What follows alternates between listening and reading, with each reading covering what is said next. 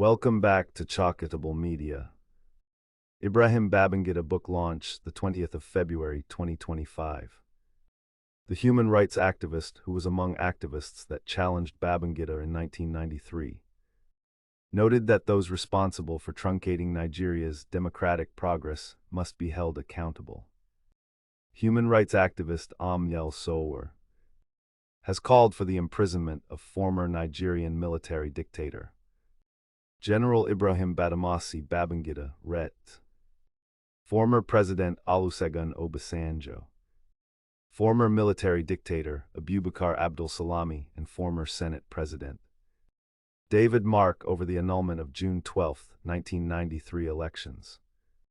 The human rights activist and convener of #Revolution Now called for prosecution and imprisonment of the former Nigerian leaders over their roles in the annulment of the June 12, 1993 presidential election won by Chief Mashood Kashimawo Alawale, MKO, Abiola.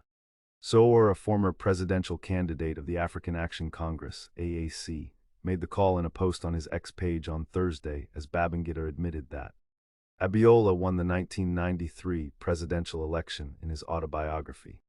A Journey in Service launched on February 20, 2025 at the Congress Hall of Transcorp Hilton Hotel in Abuja. The human rights activist who was among activists that challenged Babangida in 1993, noted that those responsible for truncating Nigeria's democratic progress must be held accountable. He insisted that the historic election, widely regarded as the freest and fairest in Nigeria's history, was unjustly annulled under the military regime of General Babangida, an action that led to years of political instability and the eventual death of Abiola in detention. He said MKO Abiola won the June 12, 1993 election. He satisfied all the requirements to be declared president of Nigeria, says evil man Babangida.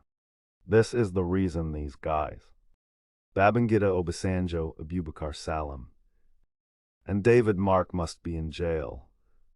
The annulment of the election sparked widespread protests and a prolonged struggle for democracy, culminating in Nigeria's return to civilian rule in 1999. While successive administrations have posthumously honored Abiola, most notably with the declaration of June 12 as Democracy Day, Sowore maintains that true justice can only be served if those responsible face legal consequences. Sahara reporters earlier reported that Babangida, during the book launch, admitted that the late Chief MKO Abiola won the June 12, 1993 presidential election. Babangida's regime had annulled the election before the winner could be officially declared. According to the former despot, who spoke through former Vice President Yemi Osinbajo, Abiola satisfied all the requirements. Babangida stated that MKO Abiola, the Social Democratic Party candidate in the June 12, 1993 presidential election, secured the majority of votes and had the necessary geographical spread to become president. He admitted that annulling the election was the most challenging decision of his life. As the leader of the military administration, I accept full responsibility for all decisions taken under my watch.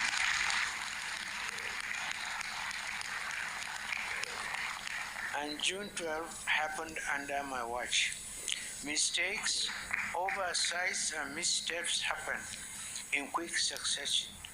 But I say in my book, in all matters we acted in the supreme national interest so that Nigeria could survive. Our nation's march to democracy was interrupted, a fact that I deeply regret, but Nigeria survived. And democracy is still alive, a testament to our resilience and commitment to progress. What's your reaction to the regret as expressed by Ibrahim Badamasi Babangida? Too little, too late. I am convinced, and I have expressed even before the book was launched a few days ago, that it was going to be a pack of lies. My own conviction stems from the fact that Nigeria is so backward, that justice is so delayed, that people's lives are ruined. The economy of this country was destroyed. The future of this country was suspended in 1993 by Babangida.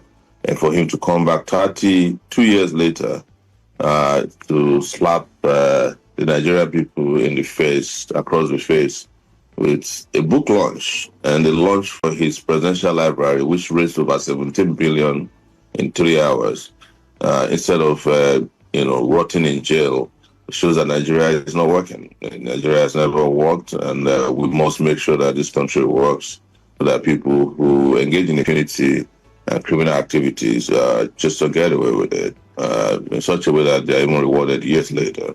I feel so sad.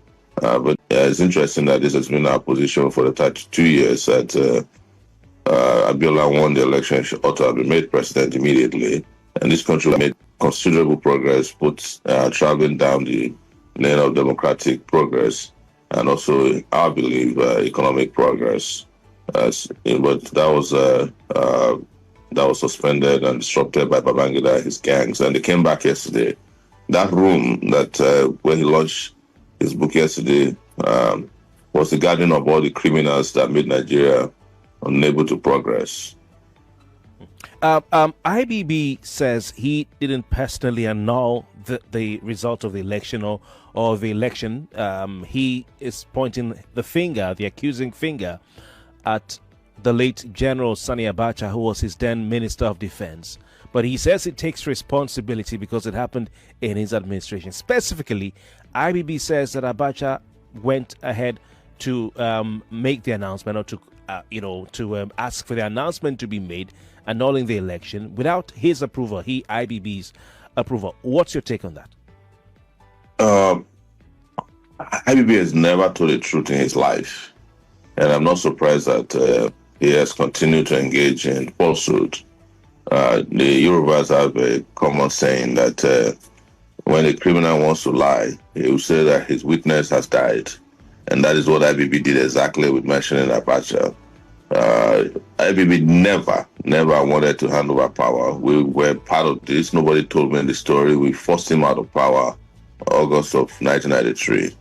He postponed the transition program several times. And even Bola Tinubu, who was there yesterday, mentioned that even after they had their weak diarchy in which there were elections to elect senators, lawmakers, IBB severally postponed the launch of the legislative arm of government, which he had sanctioned elections for, because he never wanted to hand over power. He wanted to become a civilian president, and he just kept dribbling the Nigerian people for as long as it lasted until he dribbled himself. He dribbled himself out of power. That was why he was given the sobriquet Maradona, and he later also confirmed that he did so much evil to Nigerians that he accepted the label of being an evil genius. He's also said yesterday at that book launch that the decision and the actions taken were in the interest of Nigeria to avert some unnamed impending doom that would have befallen the country if Abiola became president. Do you understand what he's saying? Can you relate with that? What are your thoughts on it? No, I'm sorry to say it is all foolish talk, and this is what happens when people don't get put in their place by the system that ought to put everybody in place in a society like ours. If IBB had been taken care of, as arrested, prosecuted, and jailed for the monumental crime he committed against Nigerian people, he would be probably due for parole now from imprisonment, and he will be begging to be paroled into freedom after 33 years. But they don't teach history anymore in our schools in a way that people can understand what's happening.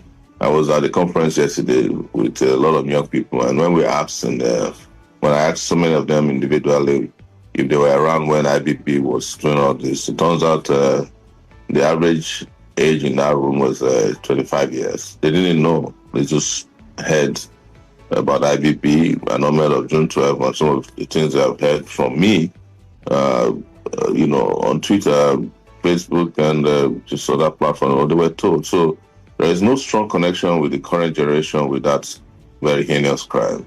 I must admit, and he knows that, and his collaborators and co-conspirators understand that. The Nigerians generally also have very short memory.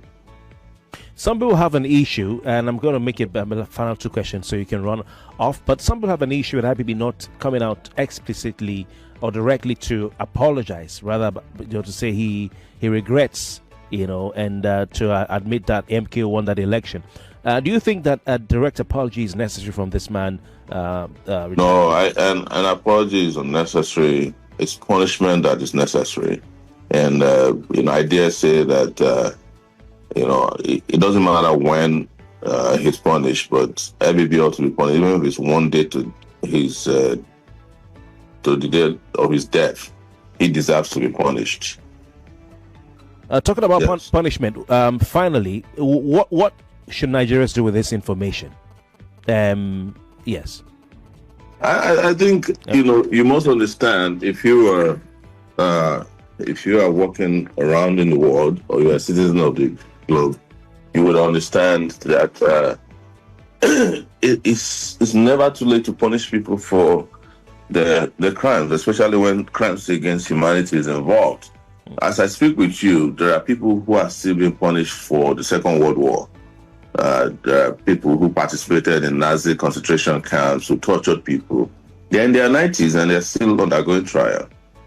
Some are still going to jail. Yeah. When I arrived in the U.S., I think 1999 or thereabouts, the men who carried out the bombing of the Baptist church in Birmingham, I think, one of them was 84 years old. You can try and research it. And he was arrested. They just found out he was one of the people that carried out that crime in 1963. As 1999 or thereabouts, they are still in jail as we speak, if they have not died. So there's no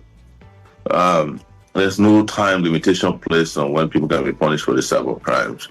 So apology is not what is needed, because people ought to be deterred from doing this in the future. Anybody who wants to annul election, rig election, would derive inspiration from a Babangida who did it, and then 33 years later is launching in presidential library and getting paid, and accolades poured on him. And some of the people who are even pouring accolades on him were people who claimed they were opposed to him at that time. And this is why I was saying that the pro-democracy movement brought together a bunch of very deceptive and, hypocritical characters. They weren't actually fighting for Abiola at that time. They were just capitalizing on the popularity of the opposition of the public against the annulment. And you see them now. They have come out and they are competing to donate money to Babangida, and nobody's talking about what happens to Abiola, whose future was destroyed. His wife was killed. His family was scattered. If they admit that he won the election, then he should posthumously become the president of Nigeria. His family plays, but that's not my issue. My issue is how to get people who carry out these heinous crimes to be punished for. Thank you for watching. If you're new to this channel, consider subscribing so you won't miss out any of our latest video.